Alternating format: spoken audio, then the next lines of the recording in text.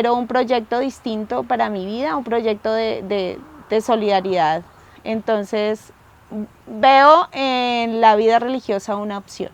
Y en muchas partes donde estuve, era la monjita que el domingo la veían trotar por las calles. Tuvimos que vivir la partida y el duelo de Fernando.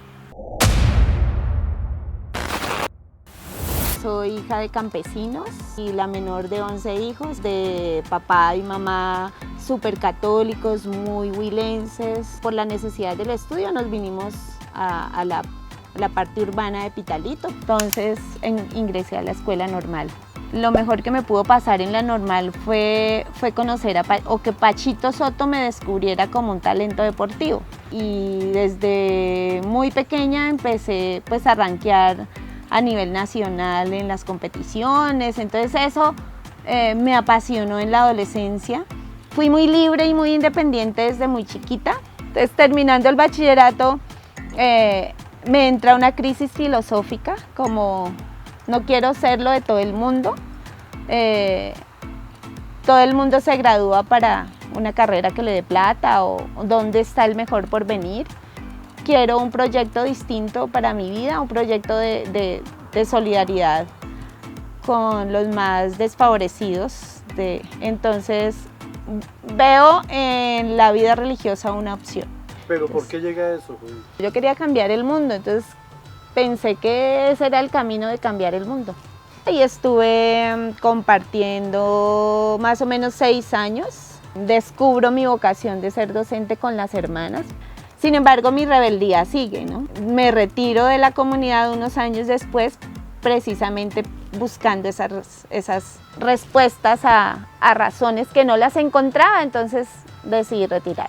Entonces me gustaba jugar fútbol, jugar voleibol, nadar, correr, y entonces esos vestidos me incomodaban, entonces ¿por qué no puedo ponerme una sudadera? ¿Por qué no puedo salir a la calle? En muchas partes donde estuve, era la monjita que el domingo la veían trotar por las calles.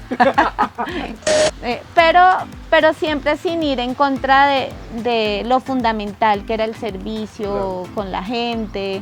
En esas ya había terminado mi licenciatura, entonces me dedico a la educación en Cali. Sigo vinculado a los jóvenes desde la iglesia católica y desde todo un trabajo social de comunidades. En esas vuelvo a Pitalito y conozco al que luego fue mi esposo, a José Fernando. Nos casamos, Fernando ya estaba trabajando en la presentación, vuelvo al siguiente año a la educación privada. A los 5 años de casados nace Juliana. Y Juliana se convierte en un nuevo proyecto de vida para nosotros. Ya como papás, teniendo una hija, entonces decimos, uy, ahora, ¿qué le vamos a ofrecer? ¿Cómo la vamos a dejar después de que nos vayamos? ¿Y cuál es el ser humano que vamos a construir? Los modelos educativos que teníamos más cercanos no nos satisfacían para el tipo de educación que queríamos para ella.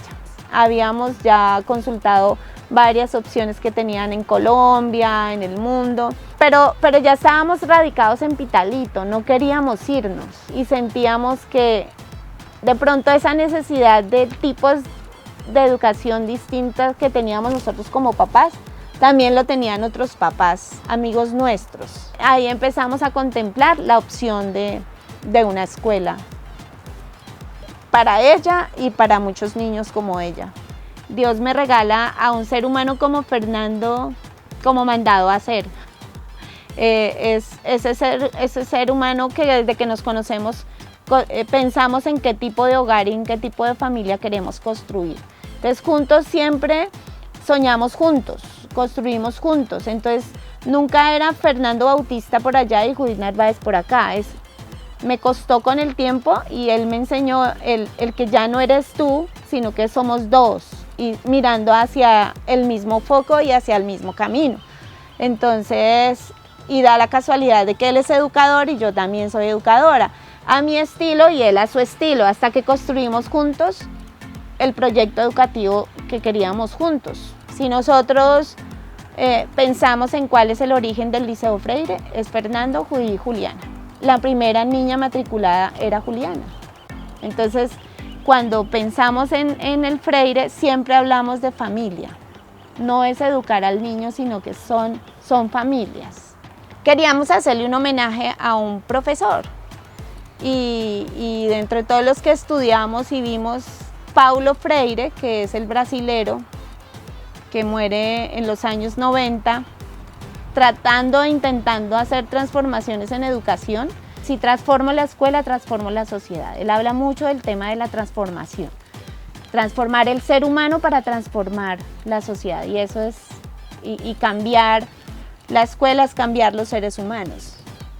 Entonces, por eso nuestro lema es humanizar y transformar, inspirados en Paulo Freire. Pero la palabra liceo es el primer nombre a que le llaman escuela, que se da en Grecia. Entonces, por eso le llamamos Liceo Freire. Entonces, era muy loco. Sí, no falta el miedo siempre va a estar cuando uno va a emprender algo nuevo. Pero decíamos, esta escuela en Bogotá es mucho más fácil porque habían varias más escuelas de este estilo, o en Cali, o en Medellín, o en Cartagena, pero en Pitalito, cuando abrimos las puertas de la escuela el 2 de febrero del 2013, ese día nos llegaron 45 niños. Cerramos en noviembre casi con 70, 80 niños.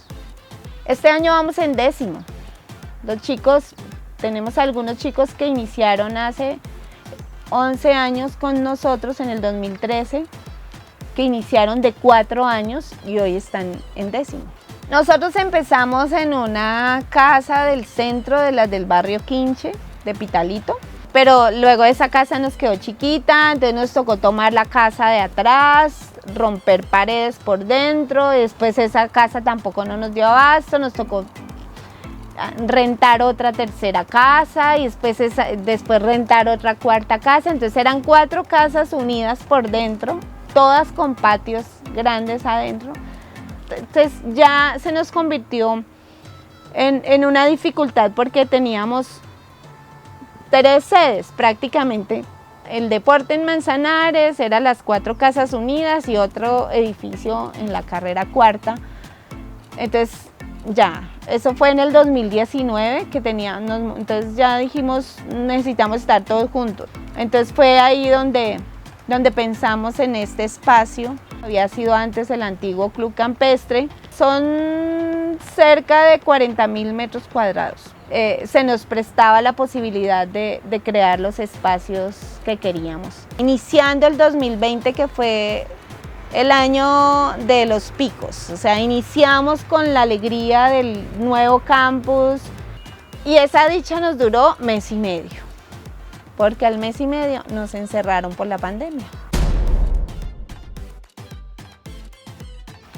La pandemia fue un quiebre muy, muy, muy fuerte, tanto como económicamente, porque varios de nuestros niños eran de la primera infancia y la primera infancia pues era muy complicado la virtualidad, entonces prácticamente se bajó al 50% de la población estudiantil en pandemia. Sin embargo nos reinventamos, pero fue ese año que tuvimos que vivir la partida y el duelo de Fernando, como ese otro pilar fuerte del proyecto, del colegio, de cómo nos fundamos. Entonces era mi otra mitad del proyecto, era Fernando, era la otra pata de la mesa. Sentimos un apoyo enorme, enorme con la comunidad de los padres de familia del Freire. O sea, en ese sentido no me dejaron sola, ni a Juliana ni a mí. Entonces son ellos los que me ayudan a levantarme y a seguir y a ser la primera escuela que abre las puertas, inclusive sin haberse terminado la pandemia. Entonces, inclusive las familias y los niños ya no volvieron a ver a Fernando, porque cuando regresamos ya Fernando no estaba. Sí. Siempre desde un principio tuvimos eso, que esa iba a ser la dificultad de todos los años, de los papás que finalmente no creen. Y también he entendido que el Freire no es para todas las mentes. O sea, requiere una mente flexible, un papá flexible, de mente flexible y un docente que mente flexible. No nos resistimos al cambio de tecnología de un carro. Entonces, de eso sí, no, pues el nuevo modelo, o nos resistimos a la nueva tecnología de los equipos de información. Pero es una dicotomía muy rara. ¿Por qué nos resistimos tanto a la transformación de la evolución de la educación?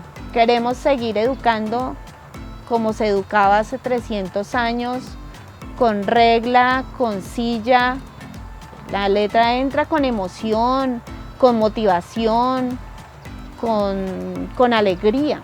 Desde el 2015 sale una ley en Colombia, la ley de inclusión, donde los chicos deben ser incluidos en la comunidad regular de las instituciones.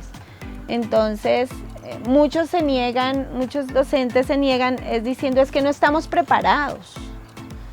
Y una neuro hace unos meses nos decía es que nadie va a estar preparado. El colegio es una sociedad y estamos educando a los chicos para la vida, y en la vida hay todo tipo de personas. Entonces tenemos niños con discapacidad cognitiva, con discapacidad emocional, con discapacidad física, y hemos abierto las puertas, sobre todo cuando nos llegaron muy chiquitos y han crecido con los niños. Yo les digo a las mamás de algunos de ellos que son una bendición para el colegio, porque más que ayudarles a cada niño en su condición especial, es lo que nos aportan al colegio, es lo que nos aportan a la comunidad de niños donde estos niños están. Entonces, cuando hay una niña que tiene discapacidad cognitiva y su fortaleza es dar abrazos y dar amor, eso humaniza a toda la comunidad, humaniza a sus grupos. Entonces sí, no puede sumar, no puede restar, pero ama, pero da abrazos. Y los amo a todos y les dice todos los días, y a todos los abraza, y abraza al adulto, abraza al niño. Entonces eso transforma. Y no falta la familia que diga, a mi hijo no lo metan con ese niño especial. O sea, ¿dónde? Pero si pudo ser su hijo. Y si su hijo naciera con una condición especial, ¿qué hiciera? O sea, que si en todas las escuelas le cierran las puertas, siento que no podría vivir sin la educación, y menos sin el Freire. O sea, yo creo que mi muerte sería que me sacaran del Freire, porque sí es mi vida y sí es mi pasión. Entonces, siento que eso fue lo que me ayudó en el duelo. O sea, me daba más triste, el duelo más duro que viví de Fernando era el duelo de la casa, el duelo del hogar, el duelo del fin de semana, el duelo de las vacaciones, eso sí. Pero el colegio me ayudaba a exorcizar el dolor, y ha sido y el que me sacaba las sonrisas en medio del dolor, y el que me daban ganas de seguir y de vivir.